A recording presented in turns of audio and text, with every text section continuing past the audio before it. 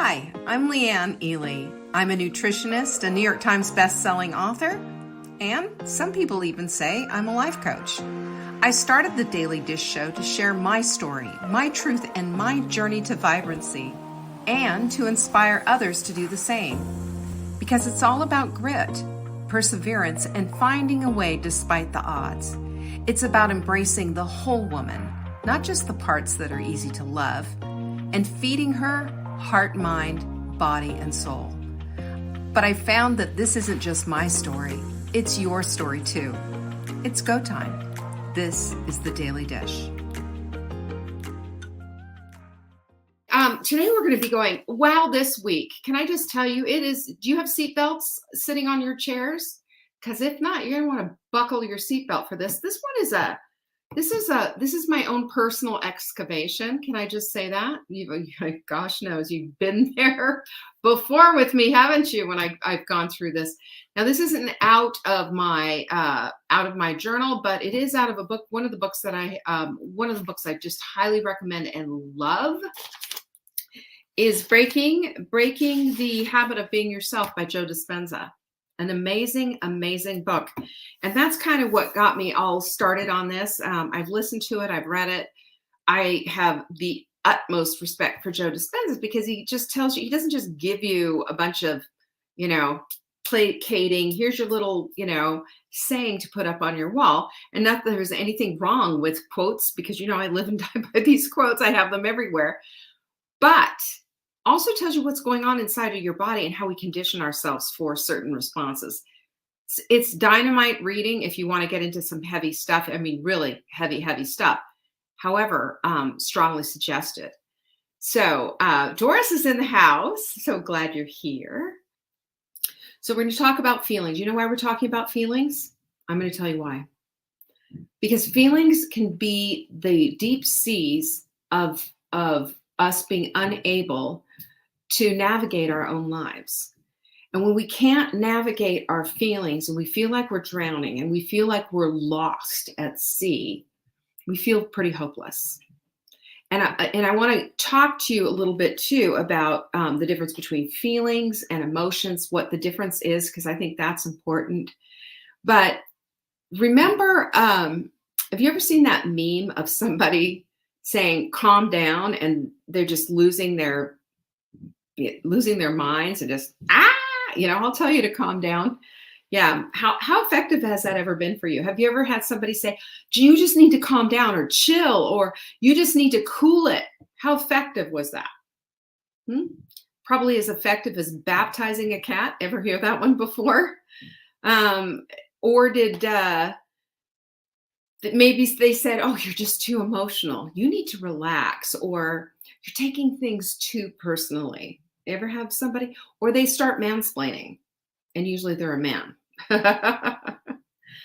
And you get a little hot and mad. I don't know about you, but you want to burn me? You want to put me on fire? That'll do it every single time. I think Mark did that once with me, one time. And I don't think he will ever do it again. Not because I went, nuclear on him, just simply because I quickly put him into his place. And I said, I am emoting right now. I am emotionally charged right now, but you need to learn to allow for that and not come back to me and tell me to calm down. Otherwise, I will pull your eyeballs out of their sockets. Something along those lines. And I said it kindly, smiling, ha, but he knew I meant it. Never again said it. Never again said it. So it's, it's sort of like stabbing someone and then say, stop bleeding, right? Come on, stop bleeding. The Norman Bates music, right? That it's stupid and useless and dumb. We don't need somebody to tell us that we need to calm down. We already know that we're a little out of control. We already know what we're feeling. We already know that we have all of that going on. What we need is a way to manage it. And we don't need third parties involved. Everybody needs to stay out of the thing. This is a self-tool. This is something for you to use on you and no one else. Okay, is that a deal? Because Oftentimes we have a tendency to proselytize, these new ideas. But, I will say it's better for us to do this on our own selves and learn some of these tactics. And most of these are tried and true tactics that I have learned on myself, but I am not perfect. I am striving for excellence in every facet of my life. But I'm going to tell you right now, the times in my life where I've blown it is because I didn't hold my tongue. The times in my life where it hasn't been pretty and I had to go out behind my, clean up behind myself, always has been the times where I've just been boop, knee jerk, should have just shut the heck up and not said a word. So, but we need to understand first the difference between feelings and emotions. I think this is really important because I think this is where the burial factor happens and we don't know what's going on. First of all, emotions are bodily reactions that are activated by our brain, and they create chemicals, certain chemicals, depending on what the emotion is. From there, we get feelings, and that's the experience of those emotions. So they're kind of tangled up in one another, but one happens first and then the second happens. So we feel this wave of whatever, and then we express it with our feelings. Everybody you can attest to that, right? You've felt that before. So we know a feeling and experience it when we experience an emotion. And sometimes we experience this emotion for years and years and years and on repeat. And when we're not able to express a feeling of what the heck is going on or how we're feeling, it's because sometimes it's the trauma of those emotions that we buried for years and years and years. You can read about that a little bit. I would say between Dr. Eggers and Dr. Dispenza, you'd get a good perspective. She's a psychologist, I believe, or Dr. Eggers, right? She is a psychologist, and she has, she's had to learn how to deal with all the repression that she had from the Holocaust. She buried it all. I'm going to get into what she did, some of the stuff a little bit later in the program, but that's what she did. And Dr. Dispenza just breaks it all out and shows how our body's chemistry creates a pathways that we repeat. It's a loop that we keep repeating and keep repeating and keep repeating. And for some unlucky people, they have this emotion that they can't figure out, causing feelings that they can't put names to. And this is when things are on repeat and looped. And it shows up sometimes in anxiety. It shows up in depression, this feeling that something's not right, or that there's, you have the Eeyore cloud over your head all day long and all night long. But when we stuff our feelings and don't address them in a safe manner, this is what happens. We're telling ourselves that it's not safe to express yourself, that it's not a valid feeling to have, and that you can't trust what you're feeling. That's scary, isn't it? Hey, Corliss. Patsy's here too. Arlene's asking, where do you find this with Joe Dispenza? It's in a book. It's called the Break the Habit of Being Yourself. Any of Joe Dispenza's books are brilliant. I've listened to them and read them, and it's like going to school. You get schooled. It's tense. It's really intense reading. It's not something that you plug in and then get on the bike and start listening to the book. You can't. You have to really be into it. It's that kind of a book. So we have to remember that feelings are based on emotions, and they need an outlet, and your body isn't a good outlet for it. What happens is when we turn our feelings inside, and when we take our emotion, when our emotions bring out these feelings and then we don't let them out, we hold them in. What happens? Well, for some of us, we break our thyroids. For some of us, we end up with stomach issues. For other people, these emotions going inward, these feelings going inward, that's not appropriate. And it creates a chemical reaction in your body. Let's not forget that, It is not, it's not just something that happened and nothing is, it just really doesn't matter. And here you are feeling all tense and whatever. But the thing is though, we don't want to become emotional volcanoes, or if we are emotional volcanoes, we need a way to handle that kind of stuff so that we're not doing this. Who wants to spend their lives constantly cleaning up after themselves? I've gotten better as I've gotten older, but certainly, it's one of those things that I'm super not proud of, that having that hair trigger, kind of a temper isn't pretty. But if we hold our feelings inside, it doesn't make us feel better. It compounds inside and makes us feel worse. And of course, if we do have that horrible volatile explosion, we got a big old mess to clean up after and apologize for. And we can, but at the same time, I believe that if we're really seeking true forgiveness, then we're looking at ways that we on our side can correct this crazy over the top behavior that needs correction. Because there's nothing wrong with experience your feelings, but doing so appropriately, that's where we need to be. That's exactly where we need to be. So what I say is it's time to take note of our emotions. We can't ignore them. And that's probably where a lot of us get into this trouble. And this is why things get too out of hand. So I can't remember who it was that I read this, said that we want to become emotionally efficacious, meaning that we want to be effective with our emotions and understand them a little bit and be able to have a full, real emotional experience without our emotions running the show and our feelings running amok, right? Because it's important. We can't push them away. What you are feeling is real and valid. What's going on inside of you is the result of whatever it is the result of.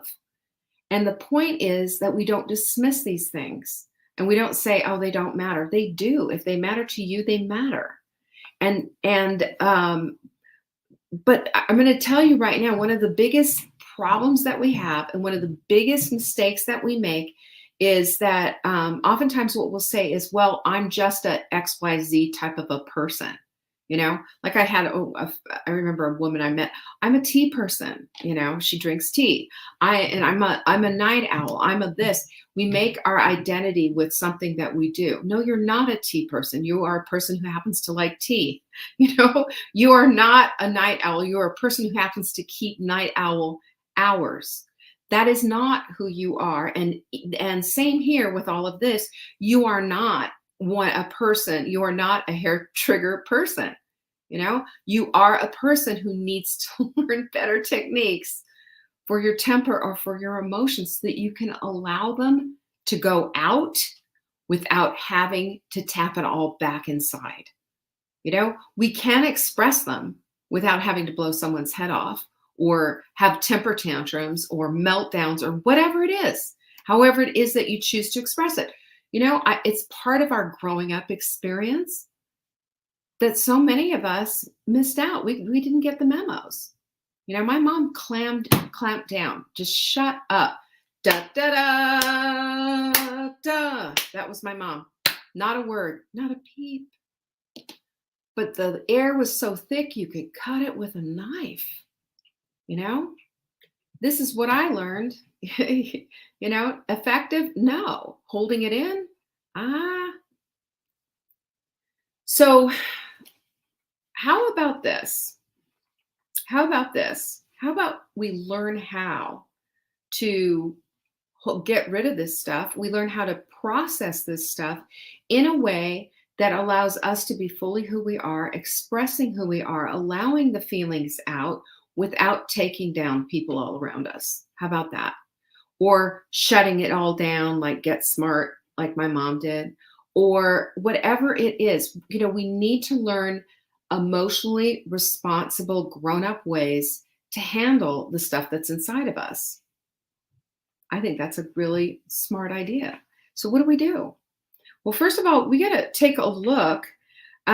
We have to look at what is it? What's going on, and notice. That's number one. Notice what it is, because if we don't have an effective way to handle our stuff, and if we don't know what's going on, we have to first step back and take notice. Observe yourself, observe your behavior, observe the situation that's causing the conflict, that's causing the emotional waves to come, that's causing these feelings to maybe want to explode. What about that? We've stuffed them down for so long that sometimes we can't even figure out what they are. You know that. And that's what Dr. Egger in her book was talking about when her daughter came home from school one day, was just really upset because she didn't get invited to a birthday party. And Dr. Eggers had kind of a panic come up because she didn't know how to comfort her daughter. And so you know what she did? She went immediately and gave her a big piece of cake because she thought something sweet would make her feel better. You know, that was something that, you know, my mother-in-law, we used to do with my kids when they were little. Here, have some candy. And I was like, oh, that's not how we deal with that, you know? But you know what I used to do too? When like my son would fall and hurt himself, or my daughter would fall and hurt themselves or whatever, I'd say, you're okay, you know, and completely squelch any expression that was there. That's also a negative thing to do. I thought I was part of smart mothering so that they weren't, you know, overly effusive. But it's not. It teaches them to deny what they're feeling. So, So what do we do? You know, we can ignore and pretend. That doesn't work, right? Or we can start with, I'm noticing that I feel X when X happens. I notice that when it's time for Christmas and putting up the Christmas tree, I start getting tense because my memory of my mother and Christmas and everything is just blah, blah, blah, or whatever it is, you know, whatever the connection is, start noticing. Noticing makes a big, big difference, because oftentimes what happens is we don't notice but the emotions come and the weird feelings come after that. And we haven't really kind of placed it. But we know that every year at Christmas time, you know, we have unmet expectations or whatever it is. Notice now what's going on so that when you're there in the room, you know, having to deal with all the people, that you can sort your feelings. Notice it, label it. Both will help you to get a grip. That's for sure. If you can, you know, if you have that opportunity. Number 2 is radical acceptance. We've talked about this one before. And denial and blame usually go hand in hand with this, by the way. Have you noticed that? Because there's things that you have to keep in mind in your framework of this thing of radical acceptance. And that is that you can't change what happened. What happened has happened has happened. You can't go back and time travel and fix it. You know, I always think of you know, a friend of mine whose child was in a motorcycle accident and lost a leg. You know, that leg's not going to grow back. That leg is gone for good. And accepting that's going to help you to develop new skills so that you're able to, yes, you can mourn the leg. Yes, you can mourn the thing. And yes, you can look at it, but going back, is not an option. That is simply not an option. But something that I've noticed that I think is really profound is that when we fight the past like this, it blinds us to the present. And we don't see what we have in front of us because we're too busy in our past lives. We're too busy in the time tunnel, in the time travel tunnel. You know, think about that for a minute. Think about that. The present is all you have and is all that you can control. Because oftentimes what I think is really missing here is this idea of being able to control something. Well, if we can control today and what we do next and what we do after that, then we do have some control over our lives. But wishing about the past isn't going to do it. Is it going to fix it? Processing and dealing with the emotions, sure, and the feelings, of course, but the time passage of the past is really important to get beyond, because that has a huge impact on how we feel and what our feelings are and how we process them. So this radical acceptance is a step beyond forgiveness and creates space for us to think, to process, and to do so without the emotional volcanic eruption. You know, it really is a gift because it helps us to see, exactly what it is that we need to see, and that we can accept that, hey, I lost my leg in a motorcycle accident, and now what's next for me is this physical therapy, getting fitted for a prosthesis. I'm still going to ski. I'm still going to do this. I'm still going to do that. We've all seen this, where we see these para athletes, right? These, they've had their, I guess that's the word, I don't know, but they've had whatever their disability is, or whatever, missing limb or whatever, they still have worked with their disability into a new ability of becoming the athlete that they've always wanted to be. Maybe they were an athlete before, maybe they were after, but this is the thing, gotta have that radical acceptance so that we can get beyond into the next thing and stop the time travel loop of living in the past.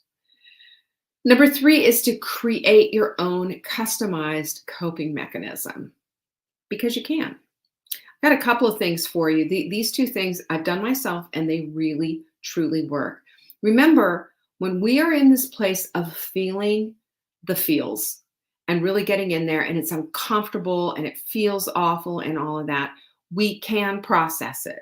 We can bodily process it. That's going to help us so that we can then, physically process it as well and speak in a way that we can then sort things out. Promise. The first thing is box breathing.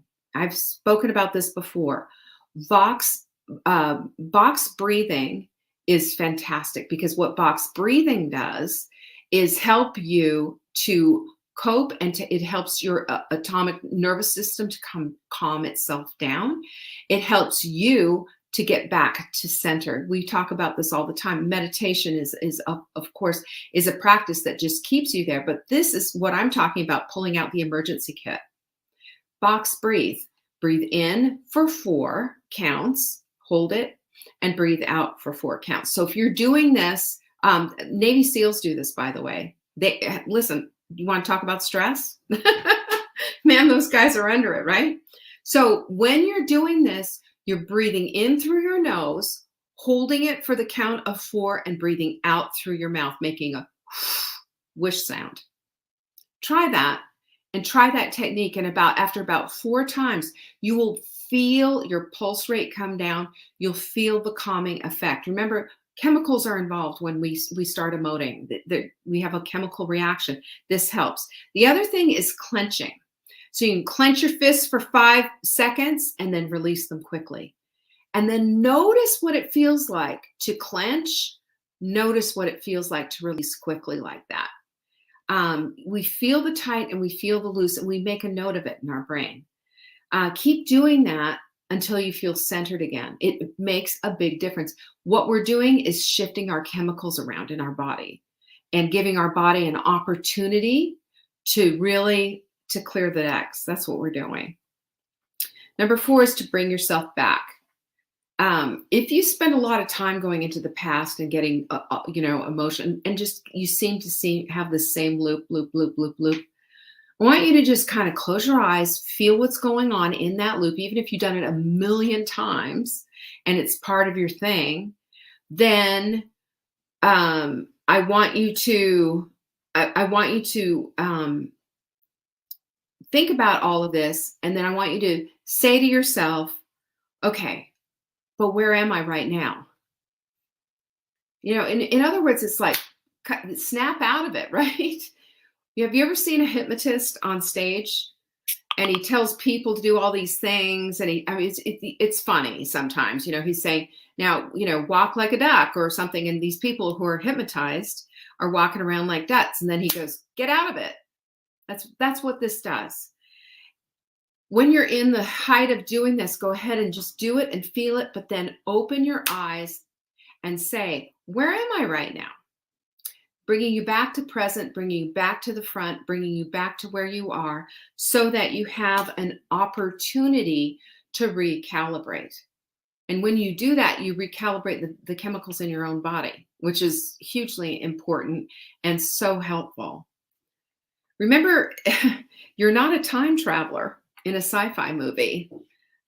Even when you try to be, it's not going to work out. It's just going to be a colossal waste of time, a colossal waste of emotion. And remember this, that your brain doesn't understand the difference between being there and doing it or the memory of it when there's emotion involved. Remember the piano player? They did you can hear Lincoln. I think it's my Misfits box must be here. But that's the whole thing. Is like the piano player would be playing the piano and they'd show the brain scan, and then the piano player would be playing at the top of his desk, but closing his eyes and emoting just exactly like he did. And the brain scan was exactly the same. Your brain doesn't know the difference. So whether or not you're living in the past or you are, if you're remembering the past or you're being, whatever that is, it's the same as if it happened over and over and over again to your body. That's pretty intense. Number 5 is distract yourself. Now, this is a temporary move just so that you can get yourself into a place of not spewing with anybody in your place, right? In your path. So, but I want you to know that distraction is extraordinarily different than avoidance, right? I'm not saying avoid it. I'm not saying whatever. I'm saying put it off until you can handle it better is all. We have the option of doing that. So an example of this, I've done this before when I've been a little bit like cranky and out of sorts or trying to figure things out. Sometimes I know it sounds dumb. I'll vacuum. And I'll vacuum like a crazy person. I'll vacuum hard. Yeah, you betcha. Watch me. But it gives me a moment. The vacuum's going. It's loud. I'm thinking the whole time that I'm vacuuming. So it's helping me to process. That's what thinking, our brains are processors at the end of the day. And they have chemicals involved. They have all of this involved. And I just know that as we process, we do better. This is the only time where I'm going to make any kind of a case for processing. No processed foods. Flynn says, get out the Sharpies. I will tell you, a Sharpie is a good tool. If you have someone in your life who's a tool, or you have something and you know it's coming or whatever, you can write on that. Flynn, you can write on it and just absolutely pre-frame is what it is. So I've walked the dog before. I've taken a dog when I've had to think things through. I take a spin on the bike or jump on my rebounder, but something physical so that it can help me think and help me process this stuff out. We have to process, right? If I gave you a recipe and it called for an onion and it didn't tell you what to do with the onion, didn't tell you to process and chop the onion up, there would be dozens of emails that going into customer service saying, what do I do with the onion? Well, what do you do with your onion? Huh? What do you do with your onion? I'm talking about your feelings. Do you just throw the whole thing in or do you process it? That's what it is. We have to process it. And I'm going to tell you this right now, that I believe that the prisons are filled with people who knee-jerked their way through life, got so angry and so mad that they're in a world of regret for the rest of their life and sitting in prison. They killed somebody or they did something because of a knee-jerk reaction. We have to learn how to process our emotions and how to process the feelings that are the result of it. Yep, I'm telling you. Eric Barker suggests that you need to rest, R-E-S-T. That means number one, relax. Whatever you normally do, do that. Just stop don't do that rather. Whatever you would normally do in a situation where the emotions are coming up, don't do it anymore. Just stop. Stop the impulsivity and say, I need, time out, I need a break. So this is a good time. Maybe another good thing to do would be to get into the bathtub. Get into the bathtub with a bunch of Epsom salts. Light a bunch of candles. Drink a glass of wine. Put on some beautiful music and just give yourself a chance to calm down. We recenter. Remember this: feelings come and feelings go. They're not always there. It's like grief. There's an emotional wave that goes with that. I understand all of that. We don't have to live in it. We have to experience it. There's a huge difference. And when we relax and we just say, giving ourselves a timeout, we have the room to process and chop the onion. Now we know how to put it into the recipe. Now we know what to do with it. But without processing it, what are we to do with that big old onion? That's what it is when we don't process our feelings. Number two, evaluate. What the heck just happened? Why am I feeling this way? And then you need to get out your, what was it, Dragnet? Remember Dragnet? Jack, what was his name? I don't remember. Jack Webb, was it? Just the Facts, ma'am. Remember that? Those of you who are much younger than me are not going to. Those of you who are older are going to love it. Yeah, Just the Facts, ma'am. That's all we need. We have to process from the place of just the facts. The emotional stuff, what it's connected to, and all of that, it's not going to help. What helps is understanding what just happened. Does it require raised voices? Does it require a meltdown or a tantrum or a crying fest? Does it? Does it ever? Is the question. And when we evaluate like this, we have a minute. We can have a little breath here. We can just okay, all right, let's just take a look at this. The number 3 is to set an intention. Remember, this is R-E-S-T. Relax was first, evaluate was second, and now it's set an intention. Meaning, now that you've calmed down a little bit and you have calmed down, somebody hasn't told you to calm down, you've calmed yourself down, right? You can ask yourself, what do I need right now? Because don't we all need something now? What's my next step? What's next? We've done the box breathing. We've gotten out of the bathtub.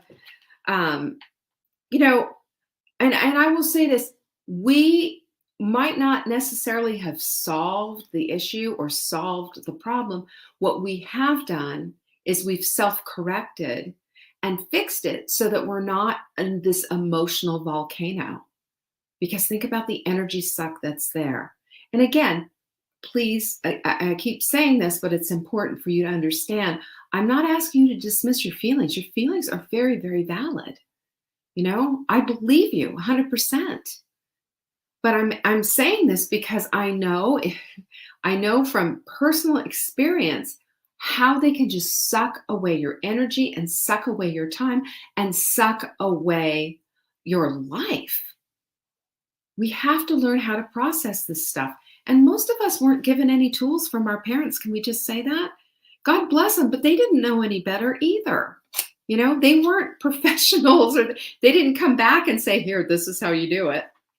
So we have to set an intention. And we just need to look at what do I need right now? This is so you can cope. This is so you can go the next step and you can absolutely process all the stuff that's going on inside of you. It's not going to take one time, by the way. It's going to happen as you go. And then the final step to this whole thing is to take action. Because, okay, so here we go. After we've done all of this stuff, this is what's happened. You chose not to escalate it. You chose not to just explode. You chose not to have a meltdown and be verklempt on the couch for the rest of the day or the week or whatever. But it's better to take action when you're in a calm state. How many times, I'll tell you what, this is the truth. I cut my own hair when I was angry one time. That was not a good move. That was an emergency beauty parlor excursion, but we do weird things and we say terrible things, and we're impulsive, unfortunately, in those times, and send messages and all in caps. That's not who we really and truly are. I'd rather you not have to clean up and instead have these, have a little,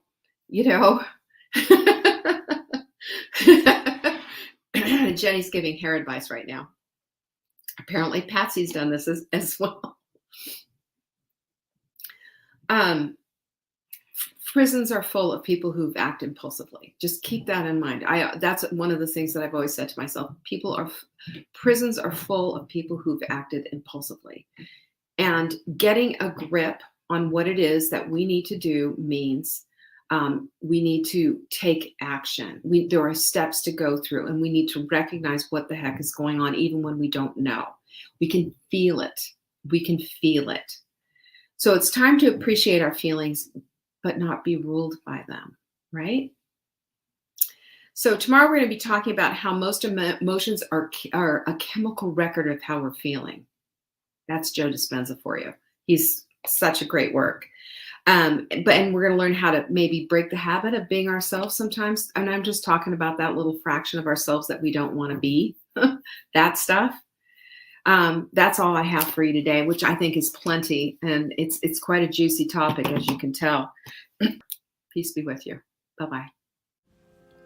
Thank you for joining me today. You can find me on TikTok for daily tips to help support your most vibrant life. And remember, you are the author of your own story. Until next time.